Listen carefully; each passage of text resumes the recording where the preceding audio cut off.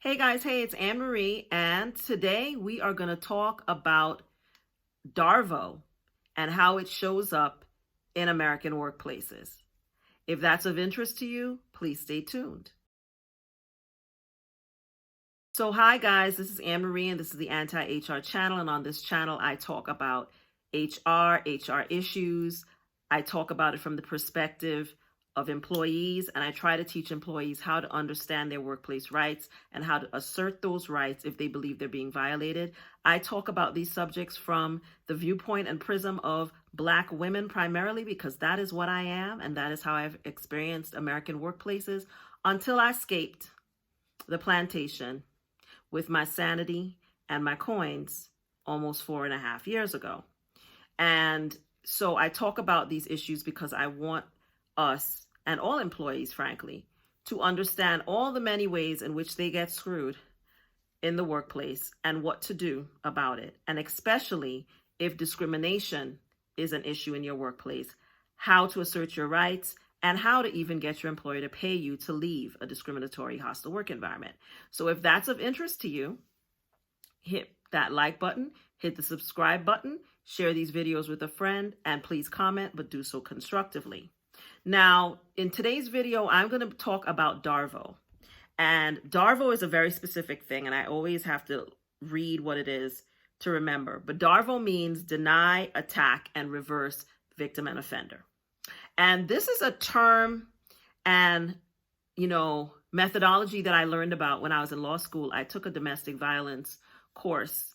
And this was one of the things that we talked about how abusers will often, even in the face of what they've done, deny, attack, reverse the victim and offender, and make the victim feel like they are the offender. And DARVO has been written about quite a bit from the perspective of abusive relationships, interpersonal relationships, and in the political spectrum, it is a method that the Republican Party specifically, both political parties, but especially the Republican Party, is well known for using, right? But not many people talk about the manner in which this method often shows up in workplaces.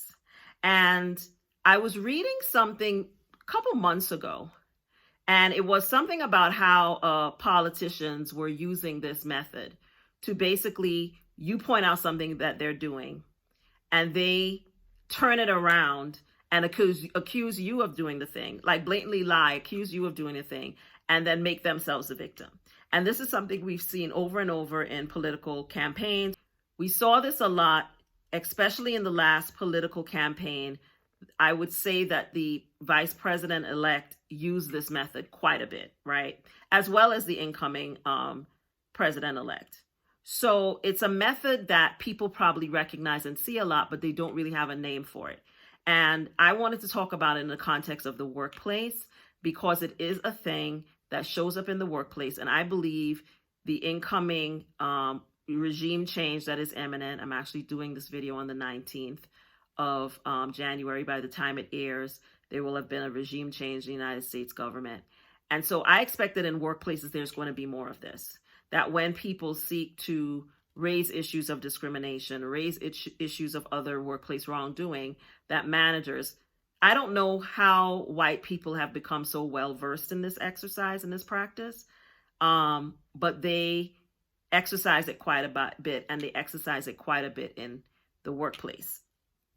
And so it involves denying something that is blatantly true and making the person who is the victim of the thing feel like they are wrong for even bringing it up, and then accusing them and attacking them because they brought it up. But instead of even addressing the issue that they're raising, attacking something else about the person in response to them raising a concern or complaint about something that they have every right to raise. And if you're Black, especially, and you've been in any workplace, you've probably experienced this, but you probably didn't have a name for it. And I'm just giving you a name. It's DARVO, DARVO, right? So it is deny, attack, and reverse victim and offender. So if you have had that happen to you in the workplace, let's talk a little bit about how you respond to it and how you can still use incidents of this to document and prove wrongdoing and including discriminatory behavior at work. So one of the ways that Republicans used DARVO in their election campaigns, especially most recently, is you would see a video of someone saying something that was horrible, right? Then the next day on the news, you would see a reporter, a journalist ask the politician about the thing that they said, and you'd have the politician say, "I never said that." And like deny up and down that they ever said it. And then when the person rolled the videotape and showed them saying it, they would say something like, "Your network is always trying to attack people like me," or "You don't believe in family values," and they would start attacking the journalist. But they would never address the reality that they actually said the thing that they were accused of and that they just lied blatantly about saying it. That's a perfect example of DARVO.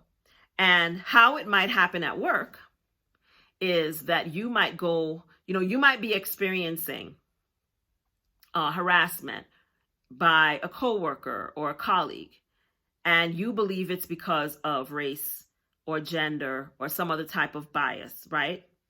That would implicate discrimination in your workplace. So you go to your manager and you say to your manager, "I've noticed this type of behavior from Kyle when I do X, and I don't notice him doing it with anyone else. It only seems to be when I raise a concern or when I ask a question in a meeting or when I ask him for information that he needs to give me for work, he behaves in this particular way," right? And in response, your manager first dismisses what you're saying about Kyle, says they're sure Kyle doesn't mean that, and Kyle's a very hardworking employee. He's a Christian. I've actually heard people tell me this was said to them when they complained about discrimination. He's a Christian and a good, hardworking person. And then, why are you so sensitive? Maybe you need to not be so sensitive about everything. And maybe it has something to do with the way you communicate with Kyle. There are issues with your communication, and I have some concerns about that. I've been meaning to raise that with you because, maybe the issue here really has nothing to do with Kyle. The issue is your communication style, and you can be very aggressive, right? That's an example of what I'm talking about. And so they never actually address the issue that you're raising. Instead, they deny its existence. They attack you for saying it, and they reverse the victim of the wrongdoing from you to Kyle, right? And if you press the matter, they might even go as far to start trying to raise performance issues, and put you on a performance improvement plan, right? And these kinds of things can be very disorienting when you experience it for the first time, because it also causes you to start to question reality and to question whether maybe I am the problem. Maybe there is something about me that's the problem, and maybe it's not Kyle. And even though you're experiencing the thing, when someone turns around and tries to flip the script on you in that way, it can often cause you, especially with younger workers or the first time something like this happens to you in your workplace, it can cause you to question the reality of what you're experiencing, to even sometimes question your own knowledge, your competence, whatever it is that they call into question, to deny the reality of what's happening and to deny the reality of what you have raised as a concern. And so one of the things that you can do pretty immediately is when something happens to you that feels off to you, talk about it to someone who doesn't work at your job. Talk about it to someone who is a close friend or family member. Describe it and ask them what they think. So get the opinion of a person who has no connection to what is happening, who has what I call no skin in the game, right? Book a discovery with me, and if you don't have a friend or someone to bounce it about. And get a sense of what happened. Ask them, because get a regular person's reasonable opinion about what you have experienced, right? Especially if it happens more than one time, and especially if it's around a complaint of something that you believe to be illegal, right? I talk a lot about the importance of understanding what illegal behavior looks like at work, right? I created the roadmap to understanding your workplace rights for that reason, because I really want people to know what their workplace rights are. And I also have recently re-released a webinar that I've done called How to Identify a Hostile Work Environment and What to Do, right? Because I think it is very, very, very important for people to know what discrimination is and is not, and then what to do about it when it occurs, right? And so I had a 4-part webinar. It was probably the first product I ever put together when I started my business. And I had pulled it off the market and did a more in-depth master course, the two courses that I now have on my website. But I went back and I looked at the webinar and I realized that it has a lot of value, and it's also broken into 4 parts. So it breaks down how to identify discrimination, then it talks about how to document, then it talks about how to report your concerns to HR and how to communicate your concerns, and then it talks about how to negotiate. It is a more high level, it's not as in-depth, but it is extremely informative, right? And each module is about an hour, 45 minutes to an hour long. So I broke it down in those parts in the beginning, and I decided to re-release it because I think a lot of people can benefit. Some person might just want to know, is this thing discrimination? They can go download that webinar and watch it, right? And know what to do. And they might find that it's not. And they can be told what to do if it's not, right? And then they can, if they know it's discrimination, they don't know how to document. You can download that, watch it, download the journal, and do what you need to do, right? Because even in a situation like where you're experiencing DARVO and something has happened and you've raised concerns and then you get it flipped like that, one of the first things you want to do is talk to someone who doesn't have any skin in the game, but also you want to document it. And as I say, the time to be documenting your workplace is from when? The first day of employment. So you want to document it, right? But you first want to go talk to somebody and say, you know, this thing happened at work and this is how my manager reacted. Does that sound normal to you, right? Because a lot of times the way these things happen, it will make you question the reality. And it's important for you to get confirmation that no, you're not crazy. You might be in a crazy situation, but you're not crazy, right? And you weren't wrong for raising the concerns that you have. And then you also have a way to go figure out, now, is this an illegal situation or is this just a hostile situation, right? Because hostile work environments are not always illegal work environments, as I've explained before. So it's important to know the difference. But the first thing you want to do is confirm your feelings. And you're entitled to your feelings, right? And managers who perpetrate this kind of behavior will have you questioning your own feelings and your own reality about what you have experienced. So when you recognize DARVO in your workplace, right, and you realize what is happening, it's important for you to take action immediately, right? And we said one of the things you can do if you're not sure that what you experience is what you experienced is to ask someone who has no connection to your job what they think about it. The other thing to do, as I said, that's very important, is to document it. So you want to document the entire conversation, that this, you know, what happened? What was the thing that happened that caused you to have the conversation with your manager, right? And all the things that your manager said and did, including any deflection, refusal to acknowledge your concerns, refusal to take them seriously, any attempts to instead make you the wrongdoer in the situation, any attempts to reverse the victim and offender positions in the situation. You want to write all of that down. You want dates, you want names, you want titles, and you want clear descriptions of what occurred. When you are doing this documentation, don't just focus on what happened. Also focus on how it made you feel. Any mental stress it caused, any anxiety. Always document the harm, as I've said before in another video. It's very important and can be very impactful and useful later. So make sure that when you talk about in your notes, when you write down what happened in your journal, also write down how it made you feel. But I want to emphasize that the most important thing for you to do in this process is to carefully document what occurred, right? It is very important for you to document what occurred so that you can hold all parties accountable, especially when you're raising concerns about behavior that you believe to be illegal.